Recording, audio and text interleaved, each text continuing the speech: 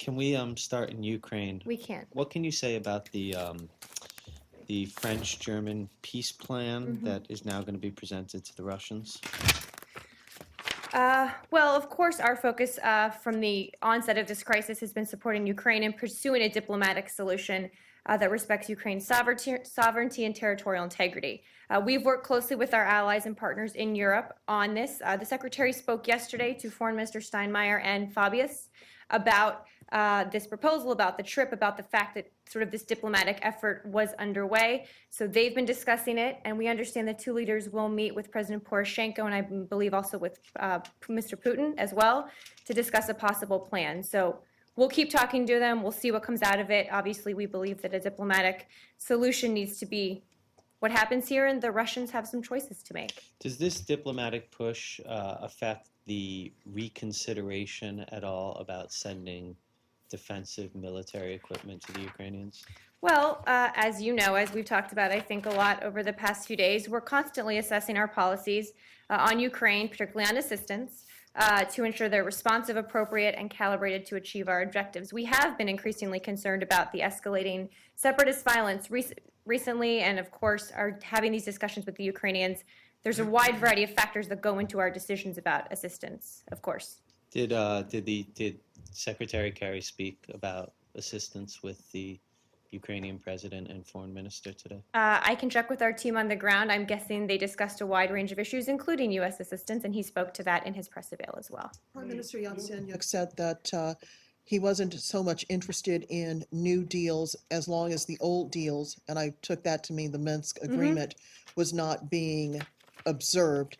What more is being done to try to get Russia to uphold its end of the deal?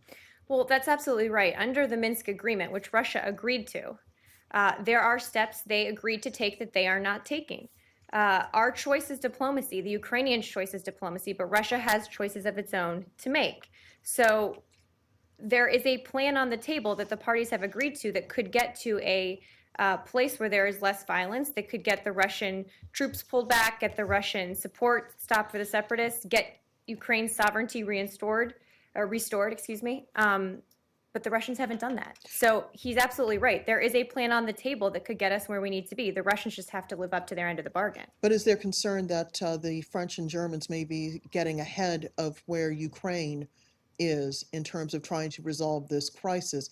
If everyone is coming up with some sort of plan and the people at the heart of it think it's just not realistic or relevant, is it even worth worth the German and the French's time to do this? Well, we've been working very closely with our partners and allies, including the Germans, including the French, but of course with the Ukrainians most of all, to see how we can get Minsk implemented in a way that has everyone live up to their obligations. So there's a plan on the table, of course, Minsk, that everyone's agreed to that they should implement. The question is how it's implemented now, right?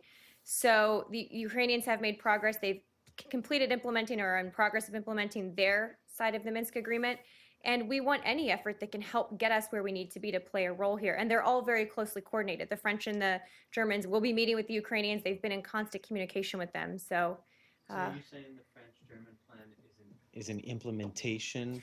I wasn't saying that. I wasn't saying that about this specifically. Okay. In terms of the specific one, the conversations are ongoing, and they haven't even, I think, had their discussions yet on the ground. So we'll keep talking to them and see what comes out of this. And have you determined the sanctions implications of this proposal? I don't have any more details about the proposal. I know we're talking to them about what it might entail, and we'll keep having those conversations. And were you aware in advance of this French-German plan, and is the U.S. plan of sending maybe defensive weapons, is it still on the table? Well, as I said, the Secretary spoke yesterday to Foreign Minister Steinmeier and Fabius about this specifically. So we've been in constant communication with our European allies about Ukraine, obviously, about possible plans and what might be on the table. So the U.S. has not been trumped by the Europeans? I would not characterize it that way. We're all working towards the same goal here, and we're all working together on this. Marie, when you say we're waiting on a Russian pullback, are you talking about from the Crimea, or are you talking about from Both. Ukraine? But all of the sovereign territory of Ukraine that they have made incursions into. So you're saying that there are Russian troops and Russian tanks in the Ukraine, right? We have been very clear-sighted about Right. all of this, yes, for Right. many months now. Okay, can you say, give us like a number perhaps, or a number of tanks, or a number of troops that Russia may have in the Ukraine, not in the Crimea, but in other parts of the Ukraine? I'm happy to check and see if there are numbers, but for months, we've said that the Russians have provided expertise in weapons. They've provided tanks, armored vehicles, heavy artillery, rocket systems, other military equipment. They are continuing to provide tactical support for separatist operations. They're providing advanced heavy weapons that we've seen be able to inflict the kind of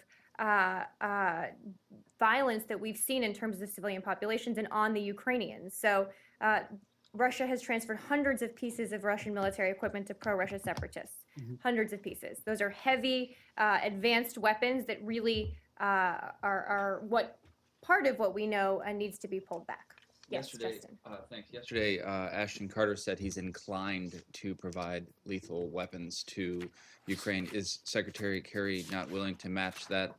Conversations are ongoing. I'm not going to get into our internal discussions beyond that.